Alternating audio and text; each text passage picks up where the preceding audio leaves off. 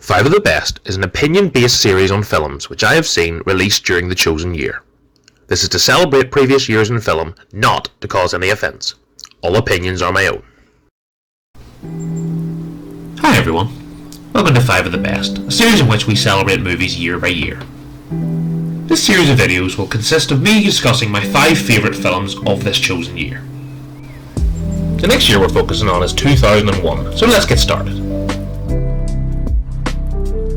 Before we get into the top 5, here are a few honourable mentions from this year. The Others, Monsters Inc. and Black Hawk Down.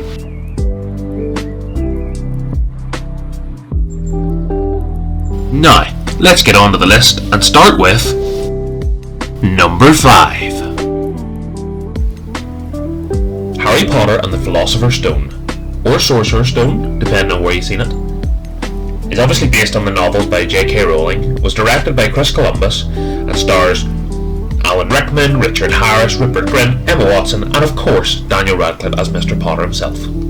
So obviously there is a lot to unpack when it comes to the Harry Potter franchise, the book series, the film series, everything about it. There is such a world of lore from start to finish, and not to mention the Fantastic Beasts series as well. There's so much to unpack here.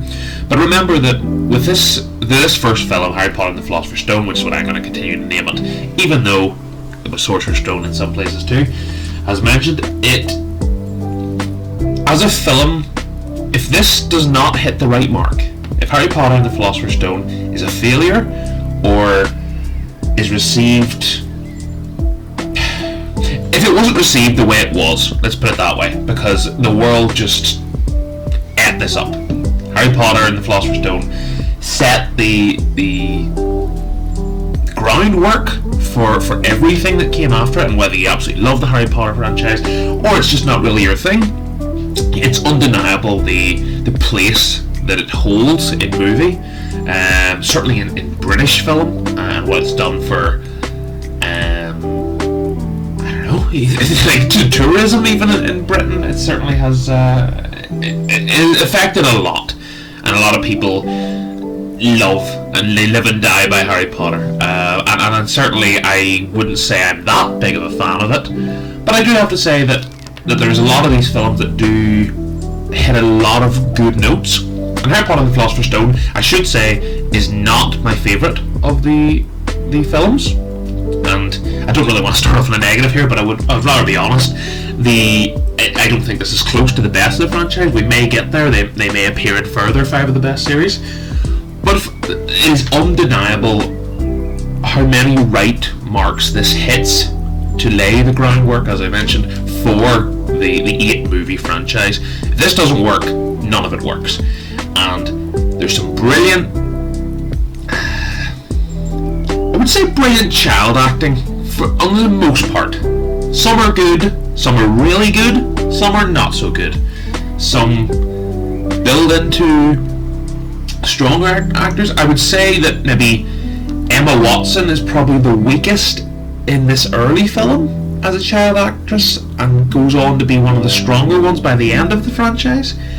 Whereas Daniel Radcliffe, I always thought, even from this film kind of onwards, you could see why he was chosen, and I suppose that probably passes to Rupert Grint as well. He's kind of in the middle ground. It kind of is great from Harry, decent from Ron, meh from Hermione, but obviously the 3 of them certainly come into their own as the franchise progresses. And another element certainly mentioned is the world building that this establishes early.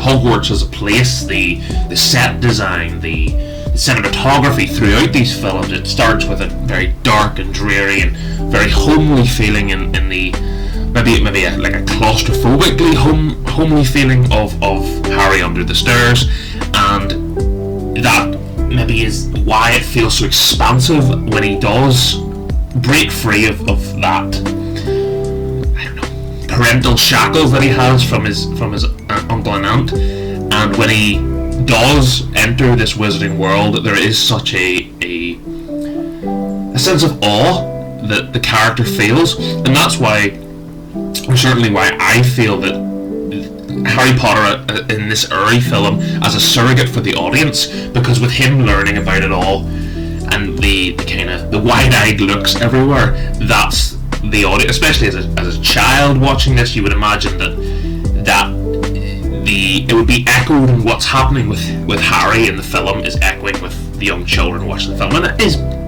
for children. I know a lot of adults love these films. I certainly, as I've mentioned, I do like them. I know they have their place. Some are a bit naff, some are really good. Harry Potter and the Sorcerer's Stone is certainly closer to the good side of the Harry Potter lore, and as I say, well, I will certainly be talking about Harry Potter more on the channel, and certainly on 5 of the Best, I would imagine, as we progress. But this certainly did lay the groundwork for certainly a stalwart of film, movie, series, franchise, words, yes. Before I finish on this film, though, I do have to say there's one of my favourite movie moments, maybe ever. It's so it's a light spoiler. It's at the very end of the film, and it's about the House Cup. Slytherin has won. Slytherin has won the House Cup absolutely legitimately, and just because Harry and his mateskies, they've helped, and you know, there might be slight favouritism from the teaching board at Hogwarts. That's all I'm saying, because you know, Slytherin have won, and Dumbledore has went through and he said, Hufflepuff, you've got this, and Ravenclaw, you've got this, and Gryffindor, you've come a close second, but not for you today, my friend. And then Slytherin, that's you, you've won the House Cup, hey! And then he goes, which I just absolutely love, well done Slytherin, however! he lets them do the whole thing, lets them do all the celebrations, and lets Gryffindor sit there going, oh, we've lost, we've rightly lost because we don't have enough points. And then he goes, however, here's some extra points they all use, right, Gryffindor wins, see you later, bye. I love that, and this film's great. Let's move on to the next one. Number 4. Donnie Darko. It stars Jake Gyllenhaal and is written and directed by Richard Kelly. So when it comes to talking about any movie, there's certainly a way to start, and there's certainly things to touch on. Donnie Darko is a very hard movie to talk about, and I was thinking about that when I was about to include it in this list, because it definitely deserves its place on this list. Donnie Darko is one of the weirdest cinematic experiences you will ever have. It is an absolute cult movie. There's no doubt about that. It certainly has its own place. But I'll give you my 2 experiences of Donnie Darko. When I first seen it, I was about 12-ish, something like that. 12 years old, and I watched Donnie Darko, and I thought about it after I'd seen it, because it is that kind of film that once you've seen it, you do think a lot about it. But my younger mind was in the state of, I didn't get any of that film, I don't know what that is, so therefore didn't really like it. And that was always my stance. When I talked to people in later life, I thought, Donnie Darko, I just wasn't really for me. Just wasn't my cup of tea. So then it came to I was about mid-20s, and I watched it again. And I thought, right, let's see how much my opinion has changed. Is it not what I thought it was, or does it cement the fact that I didn't really get the hype around it, and it wasn't for me. I watched this film again, and I'm genuinely, I love the confusion.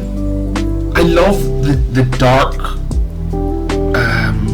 I don't know, like, the amazement of not knowing what is happening at all times. There is so little of this film to grab onto.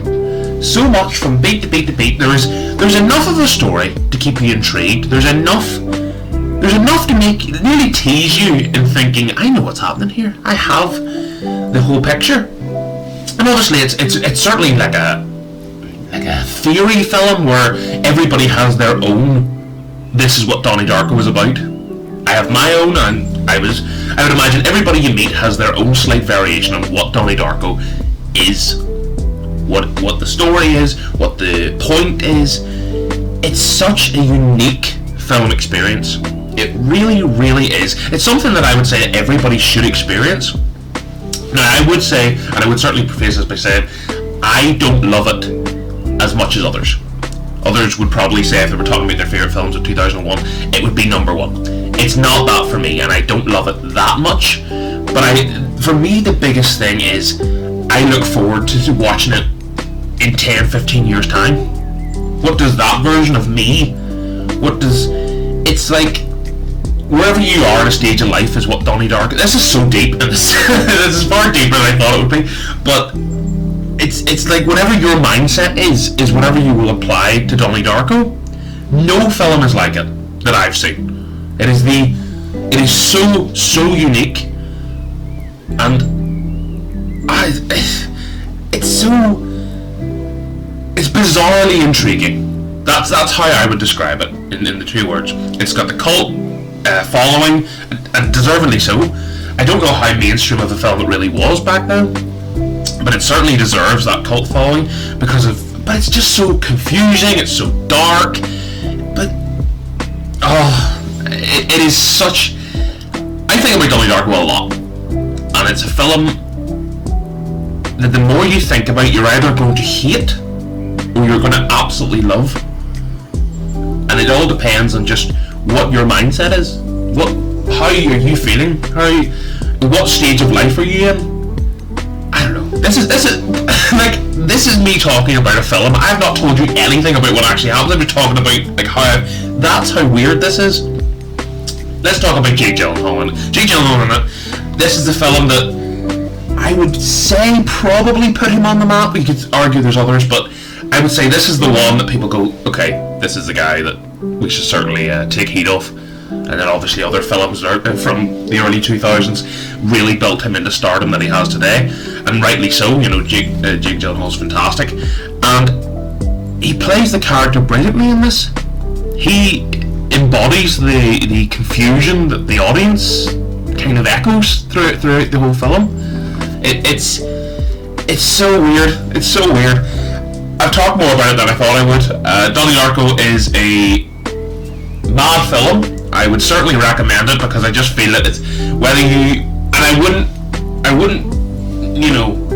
wouldn't go mad at you for saying I didn't like that at all, but I also equally wouldn't be like, if someone says that's the best movie I've ever seen, I'm like, I mean, okay, I get either side of the coin, but to summarise all of it, at the wrap party, it was Seth Rogen who plays a smaller role in this film, and obviously Jake Gyllenhaal has the main role. The two of them agreed that they didn't even know what this is about. So if the people in the film don't know what it's about, I think that's going to be the same with the audience for the most part. Let's move on. Number 3. Somebody once told me the world is gonna roll me. There's no other way to start this episode than that. Shrek is produced by DreamWorks and is voiced by Mike Myers, Eddie Murphy, and Cameron Diaz. Now the thing about Shrek is, of course, it is at the absolute pinnacle, or at the top tier of memes. It's its own thing. There's so many memes, there's so many variations of memes, whether it's All-Star, whether it's Shrek is Love, whether it's anything. But there was a start for Shrek, and it was a movie. It was not a meme, it was not any of this. It was not what are you doing in my swamp. It was a genuinely brilliant animated comedy film for both kids and adults. I think there's no doubt that this is one of the strongest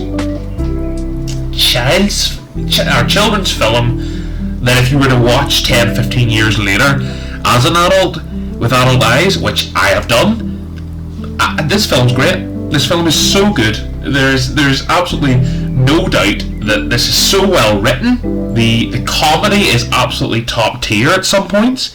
It is such a brilliant dynamic and such chemistry, and the charisma shown by both Mike Myers and the dynamic between Shrek and Donkey, Mike Myers and Eddie Murphy. They completely contrast themselves, but also bring out the best in each other. It's so well done. And when you think about an animated film, if someone says to you, describe an animated film, you would, genuinely your brain would probably usually go to something like Disney, or Disney Pixar, something like, whether it's Toy Story, or it's Lilo and Stitch, or something like that. It's one of those films that you would just kind of automatically flock to, and that would be your instant thought. Shrek, and the reason I think that it did so well, it kind of is the antithesis of what a Disney film is. It's not a daring hero, it's someone who doesn't want to be annoyed by all the... He doesn't want the hero story. That's why the Shrek character is so great. He nearly accidentally becomes the hero. Actually, that's exactly what happens. And that, I think that was so refreshing as an animated film. It had the... It's weird to say the realness, because we're talking about a giant green ogre in a world of fairy tale creatures, but there is a bit of a... Oh, I can't be annoyed, I don't want to save the world, I just want to be home and chill out. I just want to be on my swamp, which we can all relate with, isn't that right?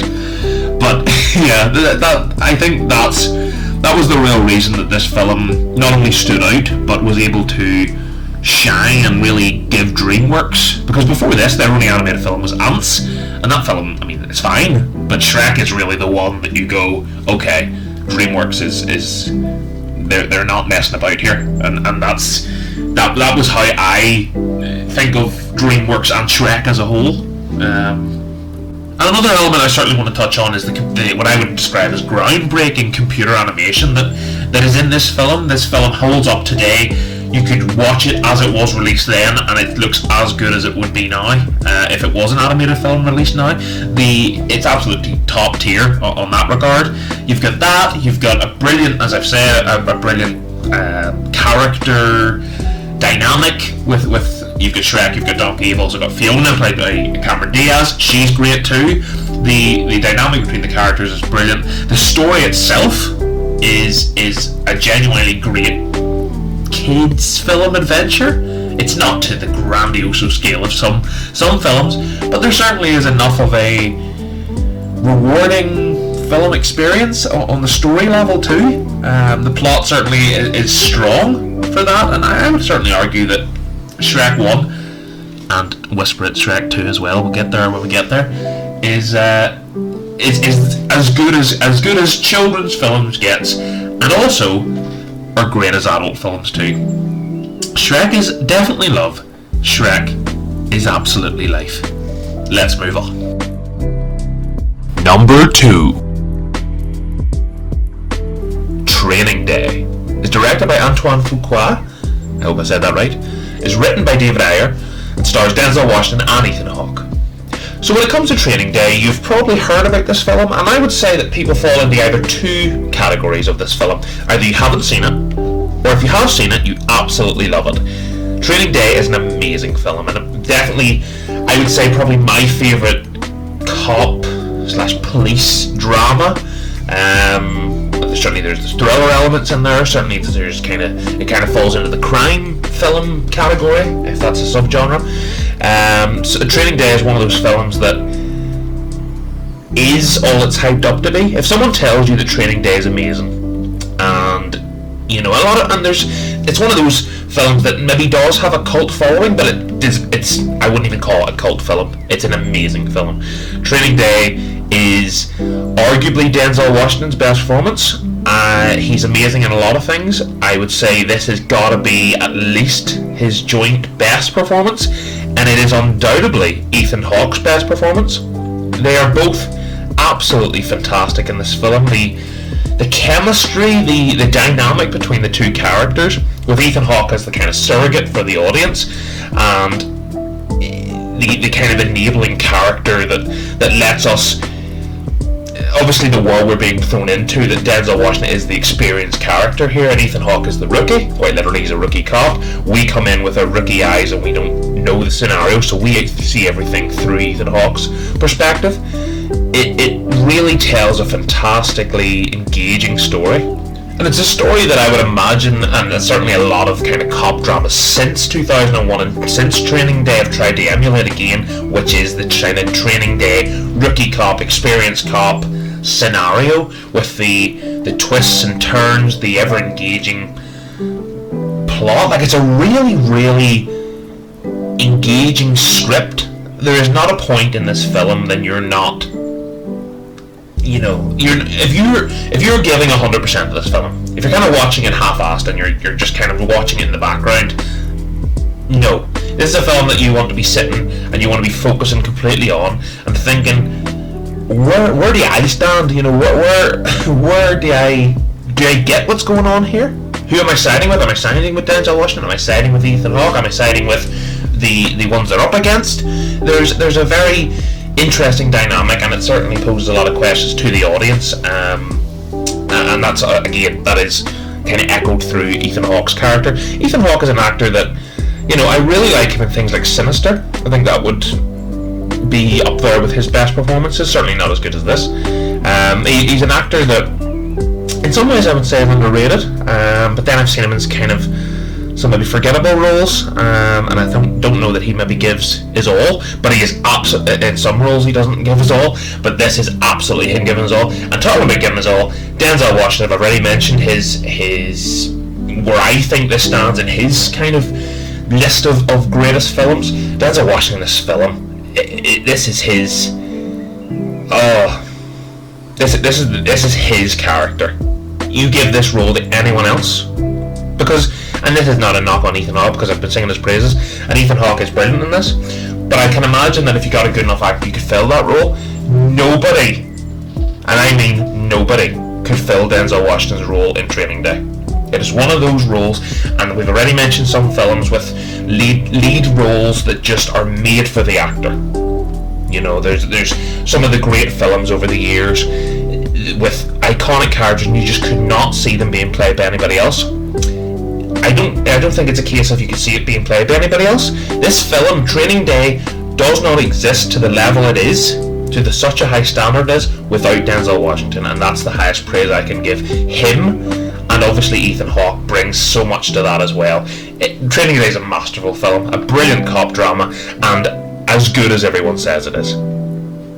But it's not my favourite film of 2001, because my favourite film is number 1.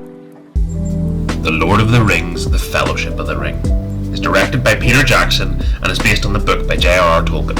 And there's a large cast I'd like to mention, but I'll stick to the main 9, which is Elijah Wood, Sir Ian McKellen, Sean Astin, Dominic Monaghan, Billy Boyd, Viggo Mortensen, Orlando Bloom, John Rhys-Davies, and Sean Bean. So when it comes to talking about The Fellowship of the Ring, or The Lord of the Rings as a whole, I do find it quite difficult, because this film and this trilogy is so important to me, and I know a lot of people are in that same boat. The Fellowship of the Ring is a film that I absolutely adore. A lot of people, when I get asked what's my favourite film of all time, I would maybe tend to say this one. A lot of other films have different things that I love, but I think the story being told in The Lord of the Rings as a whole is the most masterful cinematic experience you'll ever get.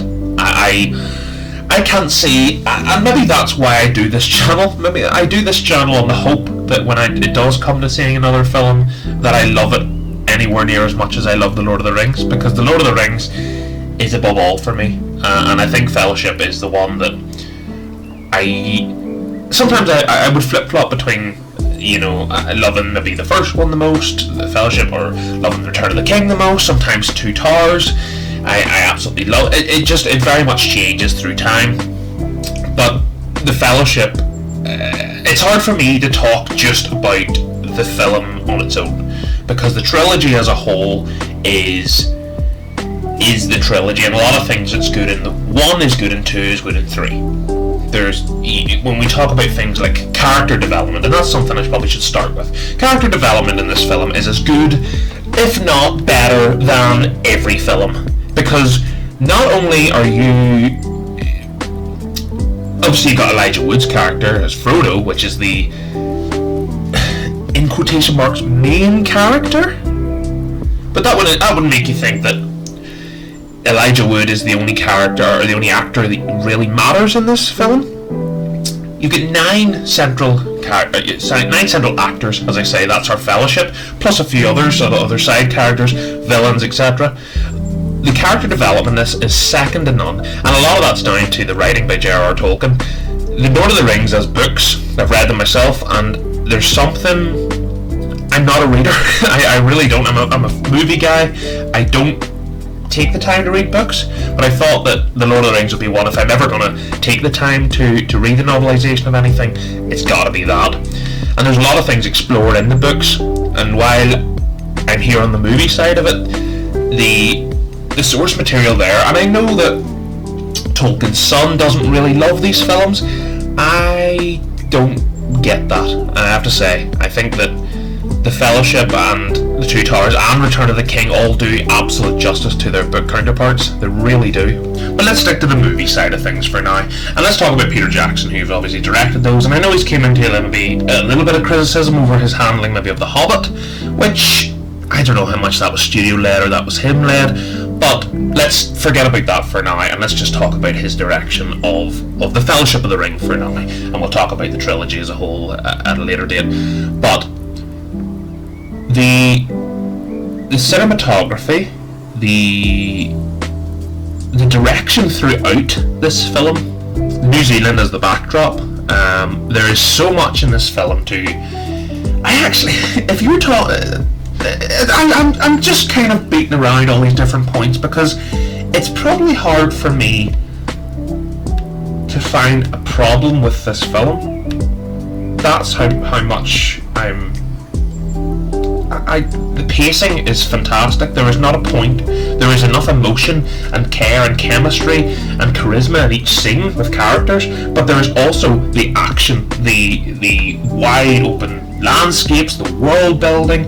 There is so much in this film to the point where even characters who, even villains or side characters, smaller roles, are all getting the most perfect dialogue to build their characters, to build our main characters, and each word said, each sentence, there is no wasted dialogue. And that's something that I find happens so much and so often in films nowadays.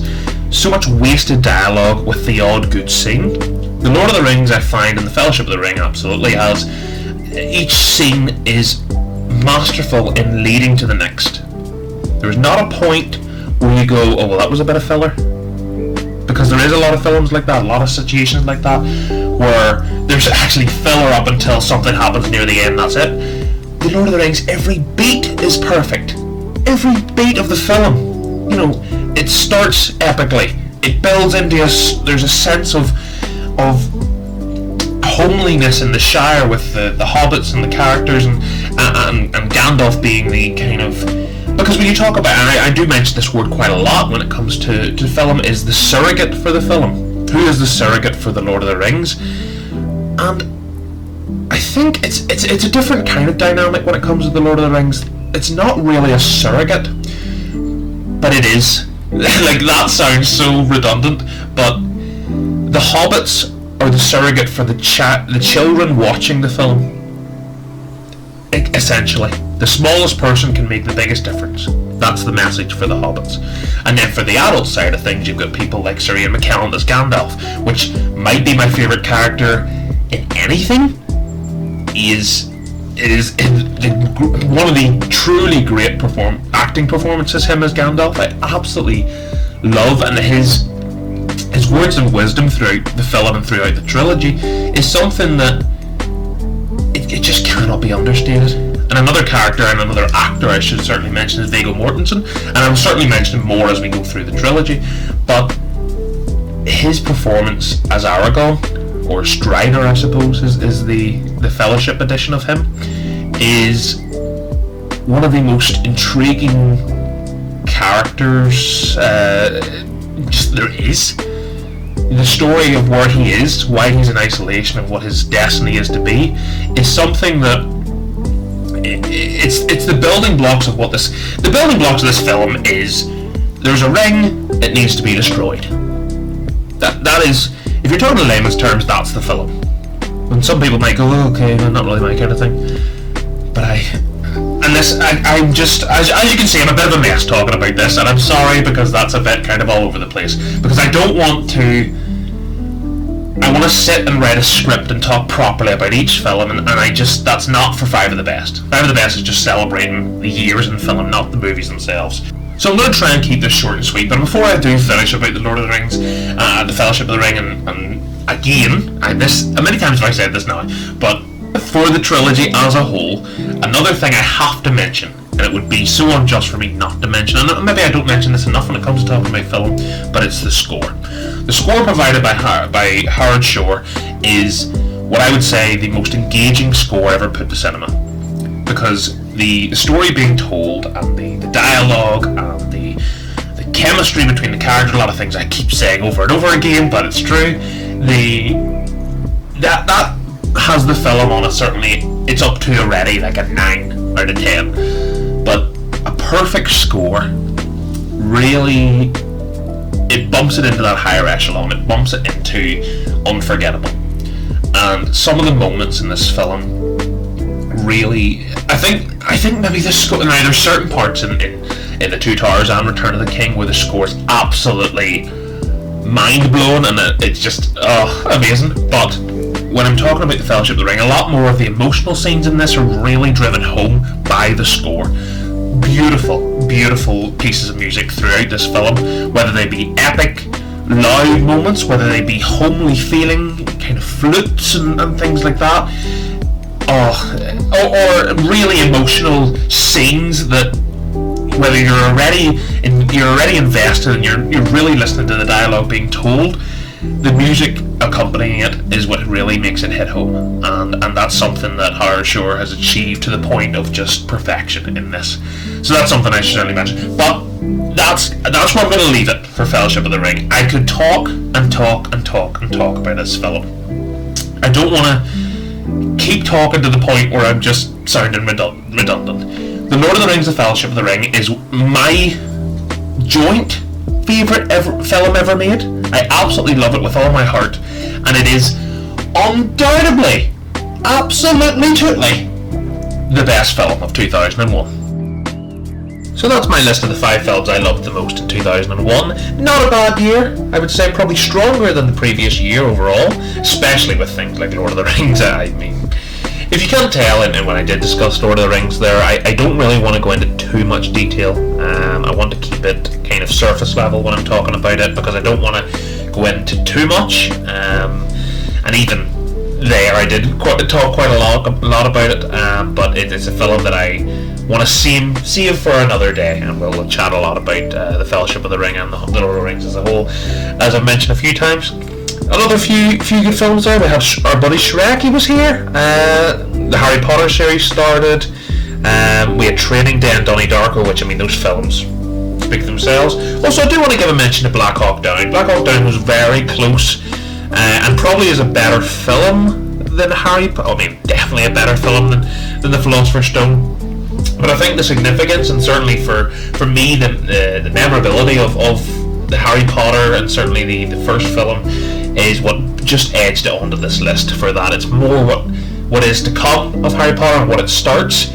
But as a film, Black Hawk Down was very unlucky not to make this list. That was the one that was closest. The other 2 honourable mentions didn't really get close, I have to be honest. So that's the list. I really hope you've enjoyed. I'm really enjoying doing this series. I hope you're enjoying it as much as I am. It's a series that gives me a good opportunity to talk about a lot of different films. A lot of films, as I've mentioned, I don't really talk about, especially some of the more niche ones. I say niche. How niche is Donnie Darko? Everybody knows Donnie Darko. But films that, like, I wouldn't really talk about in other contexts. I mean, Lord of the Rings it would, but things like the first Harry Potter, or even Training Day, you know, there's not often that really comes up in conversation that much, although it should, because what a film it is. So yeah, I really hope you've enjoyed it. If you did enjoy this, you're enjoying the series so far, this will be a monthly series, and it will continue to go on year by year. So if you do enjoy that, and you enjoy whatever else is on the channel, the initial thoughts and everything else, a like and subscribe would be absolutely beautiful. I really hope you stick around, and I will hopefully see you in the next one. Bye guys. Thanks for taking the time to watch this video. Before you go, here are some of my other videos. For updates and information on upcoming videos, the best place to find this is my Twitter. Much love, everyone.